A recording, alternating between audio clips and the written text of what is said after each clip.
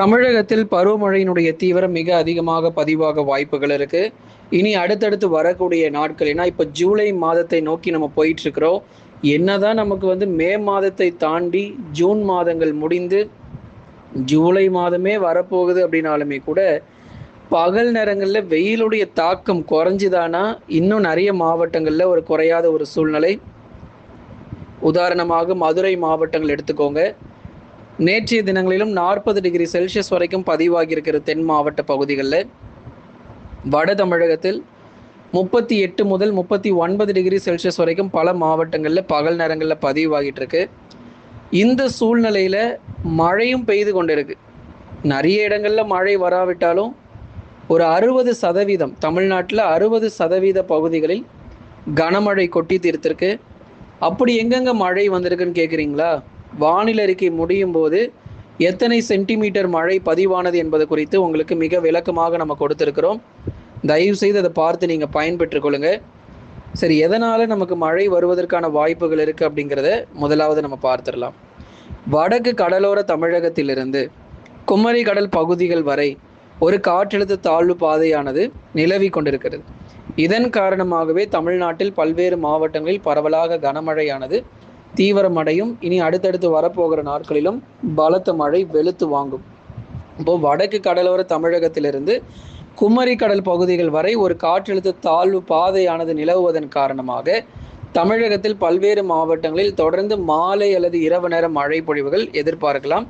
ஒரே நாளில் எல்லா மாவட்டத்திலையும் மழை வந்துடாது. 100% சென்னையில் ஆரம்பித்து கன்னியாகுமரி வரைக்கும் மழை பெய்திருமான்னு கேட்டால் கண்டிப்பாக கிடையாது. ஒரு 12 மாவட்டத்திலிருந்து 15 மாவட்டங்கள் வரைக்கும் அதிகபட்சம் எதிர்பார்க்கலாம். குறைஞ்சபட்சம் 8 அல்லது 7 மாவட்டங்களிலாவது கனமழையானது ஒவ்வொரு நாளிலும் பதிவாகிரும். முதலாவதாக இன்னைக்கு நம்ம பார்க்க போகிறது மேற்கு தொடர்ச்சி மலையொட்டிய மாவட்டங்கள். நீலகிரி, கோயம்புத்தூர், தேனி, தென்காசி மற்றும் கன்னியாகுமரி போன்ற மாவட்டங்களில் ஒரு சில இடங்களில் பரவலாக கனமழையானது தீவிரமடைய வாய்ப்புகள் இருக்கு. நீலகிரி மாவட்டத்தினுடைய மேற்கு பகுதிகளில் ஓரிரு இடங்களில் விட்டு விட்டு பரவலாக கனமழையானது தீவிரமடையும். கோயம்புத்தூர் மாவட்டம் தெற்கு பகுதிகள் வால்பாறை, சோலையாறு, சின்னக்கல்லாரிலும் தொடர் மழை பொழிவு இருக்கும். இங்கெல்லாம் இப்போ ஜூன் மாதங்கள் வரைக்கும் கனமழையாக தான் இருந்துச்சு. நீலகிரி, கோயம்புத்தூர்லாம் ஒரு கனமழை வரைக்கும் பார்த்துருப்பீங்க. ஆனால் இப்போ வரப்போகிற அந்த ஜூலை மாதத்தில் நீங்கள் எதிர்பார்க்கிற அந்த மிக கனமழையானது ரொம்ப தீவிரமாக நமக்கு பதிவாக ஆரம்பிக்கும். அதாவது இந்த ஜூலை மாதத்திலிருந்து நமக்கு மிக கனமழை, கன முதல் மிக கனமழையானது ரொம்பவே தீவிரமாக நமக்கு பதிவாகிறதுக்கான வாய்ப்புகள் நிச்சயமாக எதிர்பார்க்கலாம்.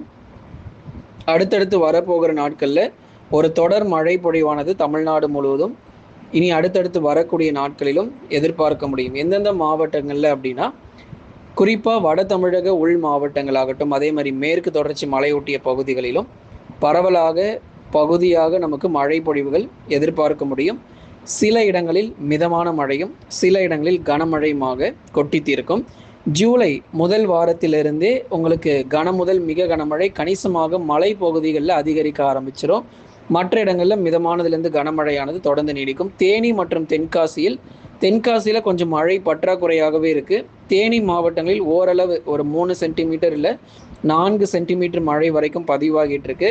ஆனால் இது போதுமானதாக கிடையாது. பொதுவாக ஒரு தென்மேற்கு பருவமழையில் நீலகிரி மாவட்டத்தில் அதி கனமழை இதுவரைக்கும் இந்த வருஷம் தொடங்கியதிலிருந்து ரெட் அலர்ட் அப்படிங்கிறது இன்னும் கொடுக்கல.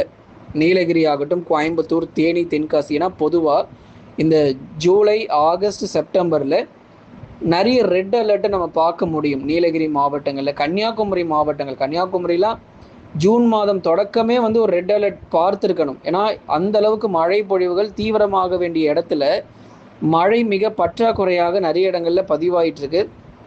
சில மாவட்டத்தில் இயல்புக்கு குறைவாகவும் சில மாவட்டங்களில் இயல்பை ஒட்டிய மழை பொழிவாகவும் பதிவாகிட்டு இருக்கு. அதனால் ரெட் அலர்ட் பொறுத்த வரைக்கும் தற்போதைக்கு வாய்ப்புகள் தமிழ்நாட்டில் கிடையாது. அதி கனமழை மற்றும் அதீத கனமழை எதிர்பார்க்காதீங்க. மிதமானதுலேருந்து கனமழை வரைக்கும் நிச்சயம் நமக்கு இருக்கும். இந்த ஜூலை மாதத்தில் அதிகபட்சம் ஒரு மிக கனமழை வரைக்கும் எதிர்பார்க்கலாம். ஆனால் கேரளா, கர்நாடகா மற்றும் மகாராஷ்டிராவில் அப்படி கிடையாது. அங்கே அதீத கனமழை. மகாராஷ்டிராவில் மிகப்பெரிய ஒரு வெள்ளப்பெருக்கு வரப்போகுது. அதே மாதிரி கர்நாடகாவின் கடலோர பகுதிகளிலும் மிகப்பெரிய வெள்ளப்பெருக்கு வரப்போது. ஜூலை மாதத்திலிருந்து மேட்டூருக்கு நீர் வரத்து அதிகரிக்க ஆரம்பிச்சிடும். மேட்டூர் ஆனது அதனுடைய நீர்மட்டம் வேகமாக உயரக்கூடிய ஒரு மாதமாக ஜூலை மாதத்தை நம்ம எதிர்பார்க்கலாம். விவசாயிகளுக்கு ஒரு மகிழ்ச்சியான ஒரு செய்தி. மேட்டூர் அணை இந்த நிமிடங்களிலிருந்து இந்த நேரத்திலிருந்து வேகமாக படிப்படியாக சீக்கிரத்தில் எவ்வளவு சீக்கிரம் நிரம்ப முடியுமோ அவ்வளவு வேகமாக நிரம்ப ஆரம்பிக்கும். காரணம், கர்நாடகாவில் ஜூலை முதல் வாரத்தில் ஜூலை 3, 4, 5, 6 மற்றும் 7ஆம் தேதிகளில் அதி கனமழை முதல் அதீத கனமழையானது கடலோரங்களில் இருக்கும். கபினி அணை மற்றும் கிருஷ்ணசாகர் அணை மிக வேகமாக நிரம்புவதற்கான வாய்ப்புகள் எதிர்பார்க்கப்படுது. அதனால டெல்டா விவசாயிகள் நீங்கள் கவலைப்பட தேவையில்லை. சீக்கிரத்தில் மேட்டூர் அணை பொறுத்த வரைக்கும் வேகமாக நிரம்பும். ஆனால் இதுவே மிகப்பெரிய ஒரு தாமதம் தான். பொதுவாக மேட்டூர் அணை பொறுத்த வரைக்கும் ஜூன் 12ஆம் தேதி திறப்பது என்பது வழக்கமான ஒரு விஷயம்.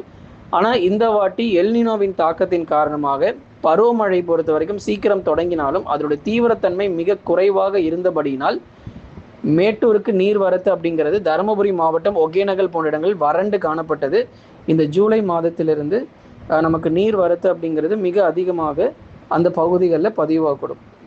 அப்போது நமக்கு வட தமிழக உள் மாவட்டத்தில் இருக்கக்கூடிய வேலூர், திருப்பத்தூர், ராணிப்பேட்டை மற்றும் திருவண்ணாமலை போன்ற மாவட்டங்களிலும் வலுவான கனமழையானது கண்டிப்பாக இருக்கும். ஆகவே வேலூர், திருப்பத்தூர், ராணிப்பேட்டை, திருவண்ணாமலை, கிருஷ்ணகிரி, தருமபுரி போன்ற மாவட்டங்களில் படிப்படியாக நமக்கு மழையினுடைய தீவிரமானது நிச்சயமாக எதிர்பார்க்கலாம். அப்போ டெல்டா மாவட்டங்களிலும் தென் மாவட்டங்களில் பகுதியாக சில இடங்களிலும் பரவலாக நமக்கு கனமழையானது கண்டிப்பாக பதிவாகும். ஆனால் டெல்டா விவசாயிகள் நீங்கள் கவலைப்பட தேவையில்லை.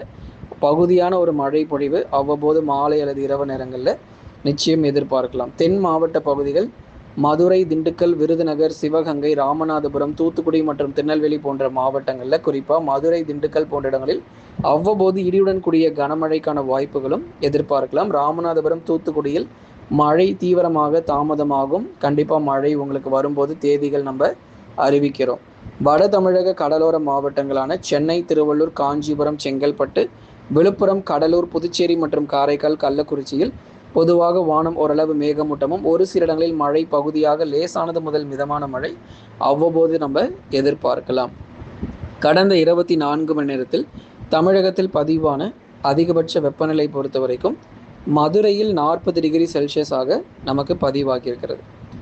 கடந்த 24 மணி நேரத்தில் பதிவான மழை அளவுகள் சின்னக்கல்லார் கோயம்புத்தூர் மாவட்டத்தில் 9 சென்டிமீட்டரும், புதுக்கோட்டையில் 7 சென்டிமீட்டரும், சோலையாறில் 6 சென்டிமீட்டர் மழையும், தஞ்சாவூரில் 5 சென்டிமீட்டரும், நீலகிரி மாவட்டத்தில் 4 சென்டிமீட்டரும், மணம்பூண்டியில் 4 சென்டிமீட்டரும், கோவிலாங்குளத்தில் 4 சென்டிமீட்டரும், நாற்றம்பள்ளியில் 3 சென்டிமீட்டரும், கருமந்துறையில் 3 சென்டிமீட்டரும், கந்தர்வக்கோட்டையில் 3 சென்டிமீட்டர் மழை பொழிவு. இதெல்லாம் புதுக்கோட்டை மாவட்டங்களில் மழை பதிவாயிருக்கு. வெங்கூர் 3 சென்டிமீட்டர், மருங்காபுரி, திருச்சிராப்பள்ளி மாவட்டம். நிறைய பேர் திருச்சியில் மழை வந்துச்சா அப்படின்னு சொல்லி கமெண்ட்டில் கேட்டிருந்தீங்க. மருங்காபுரியில் 3 சென்டிமீட்டர், தெற்கோயிலூர் 3 சென்டிமீட்டர், மானாமதுரை 2 சென்டிமீட்டர், சிற்றாறு 2 centimetre, Marakkanam 2 centimetre, Valangaiman 2 centimetre, Avinashi 1 centimetre, Vazhapadi 1 centimetre, Sothuparai 1 centimetre, Pallipattu 1 centimetre